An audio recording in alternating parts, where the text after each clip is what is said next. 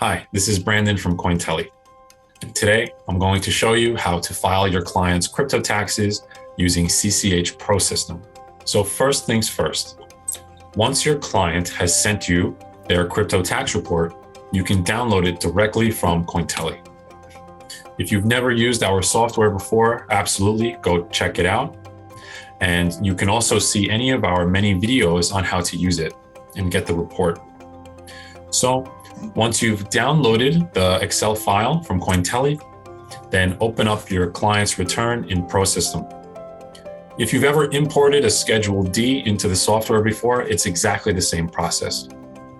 So from within your client's return, go to worksheet 16, the Schedule D, gains and losses, and then click Import. The Import wizard will open, and then click Next. So follow the import wizard instructions.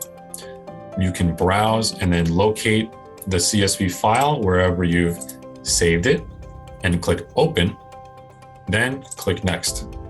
So in this window, the default mapping template will do the trick because Cointelli has already matched their CCH template to the Schedule D mapping system in ProSystem. You can always double check this by simply viewing the Excel file that you've downloaded and comparing it to ProSystem's mapping system. So if you're happy, then click Next. And from here, you can always, again, double check the mapping so that you're satisfied. As you can see, you have the description and the quantity, the sales price, just like this. You can check that out, and you can also compare it to the CSV file just in case.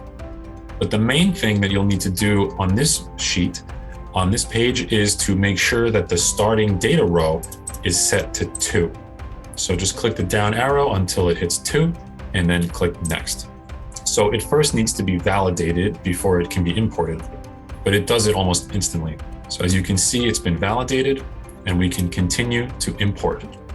Next, you can choose the import mode. If you already have data populated in your gains and losses detail, you can choose the replace data option. However, if you are adding in fresh new data, there hasn't been anything populated already, then simply leave it as the append the data to this grid option and click finish. Then one final log will appear just to let you know that it's been imported, and you can click OK. And just like that, it is done. Make sure you calculate the return.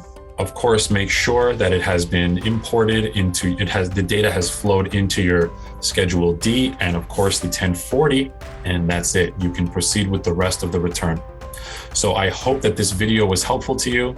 If you have any questions, please leave a comment below, and I'll see you in the next video. Thank you.